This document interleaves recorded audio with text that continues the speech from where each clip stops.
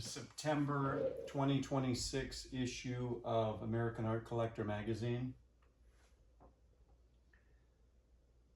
There's going to be a one-page artist focus on l.hunt. So they ask for me to send 3 images of artwork. So these are the 3 that are going to be in the magazine. So we got this one, in the land of the blind, the Cyclops is king. And I included the frame because the artwork extends out onto the frame with the tape, the black trim that starts disintegrating, and the black spatters on the gold frame. And the second one, Eagle's Peak.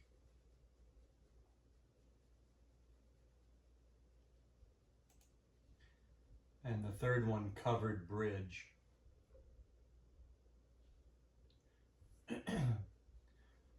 So I had to do the write-up.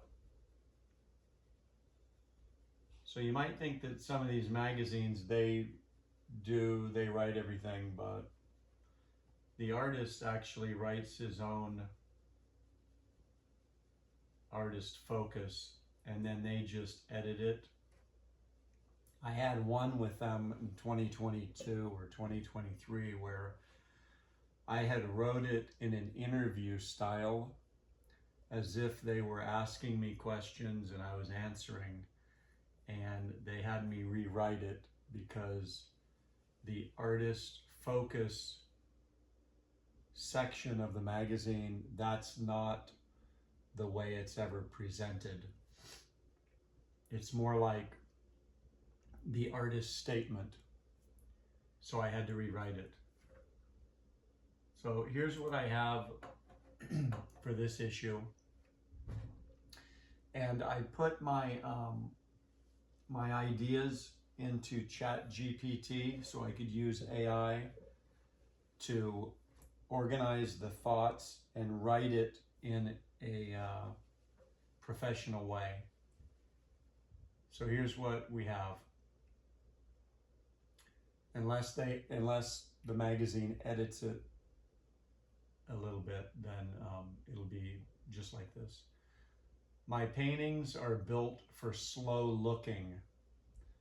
I want each piece to create an immediate visual impact, then continue revealing quieter details, visual cues, and emotional shifts over time. I strive to create work that encourages reflection and personal interpretation rather than offering a single answer. For a collector, the value of my work is not only in the finished image, but in the layered process behind it. The sense that every surface carries evidence of thought, experimentation, and discovery. I want the artwork to become a point of pause in a home, office, or collection. Something that causes visiting guests to stop, look closer, and begin a conversation. So this is going to be an American Art Collector magazine. So the angle of this art magazine is to sell to art collectors. So that's what this paragraph is, reaching out to them as collectors to see the value of my artwork and what it could mean for them. If they buy it for their home, office, or collection, you see their guests, when they come over, they'll stop, look closer, and begin a conversation. So a collector would want that they own that piece of artwork that made that impression on their visitor.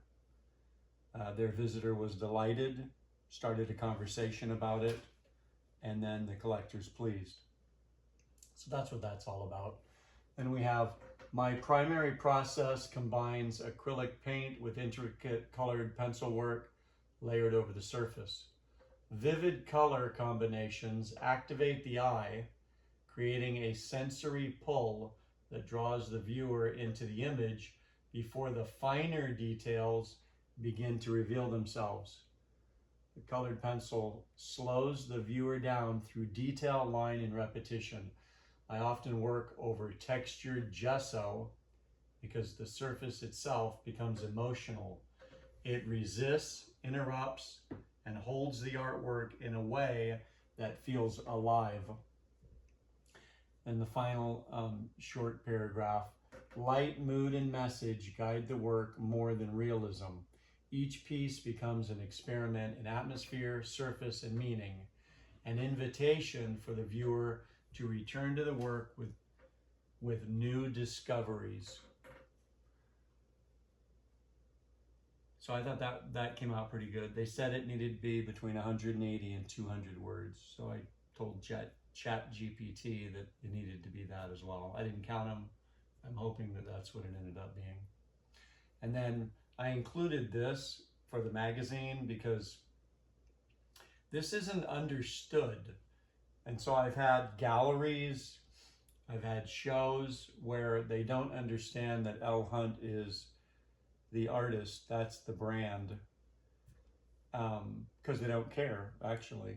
They really don't, because I've explained it to them and they went and put my name as Larry Hunt, which is fine. I'm not trying to hide my real name, but as far as the art goes, it's l.hunt.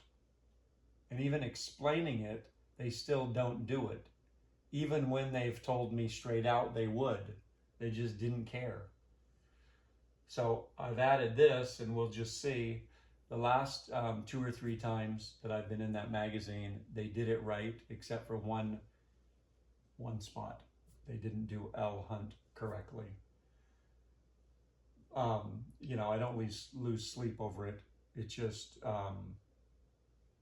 you know, if my name was Yo Homie Z53, boy, they would be on it, and they would make sure that it was written that way every time. But not in this case. But look, a very, very important note regarding the spelling of the artist's name, l.hunt. Please note that this is not a typo. All of these letters are capitalized and there's no space following the period. Please always refer to the artist this way and never as Larry Hunt. It is part of the branding. So we'll see what happens. Okay, so that's that. And also in the same issue, September 2026, I'm going to run a full page ad that works along with the article. So you see it's got the 3 pieces here, plus other works. And I've been trying to move them around to see, is this the right combination? You know, we got the reds going like this. A little bit of red there. We got the greens,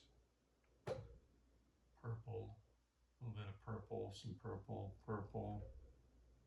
I mean, it seems to have a good balance to me. I think it might be done, or I might add crest and trough in there somewhere. I don't know, I don't know. Should I get rid of the sheep? It's a good piece. You really got to get down into the grass, see the detail, and all the time I spent. And when you get down there, it's actually kind of like an abstract design. It's not just strokes. You really got to get a close look at that. Can't really tell in that picture though, but that's what's described in that written piece that we just read. That the color is to capture you first and draw you in. See, that bright green is going to draw you in. Then you're going to start looking at all of this detail, which, I don't know, took me weeks to do that and get it just right. And it's like you can come back to that painting, you know, in 2 weeks and get in there and start seeing different designs. You can start finding new environments within that.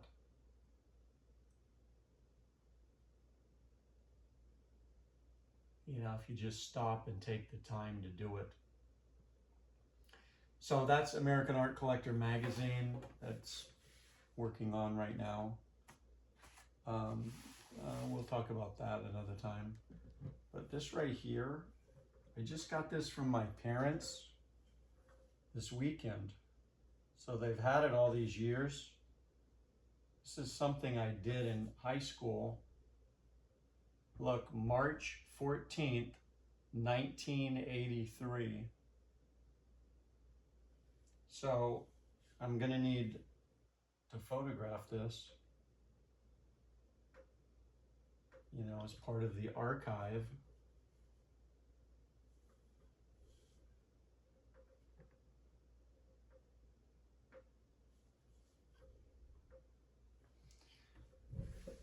All right, I guess that's it.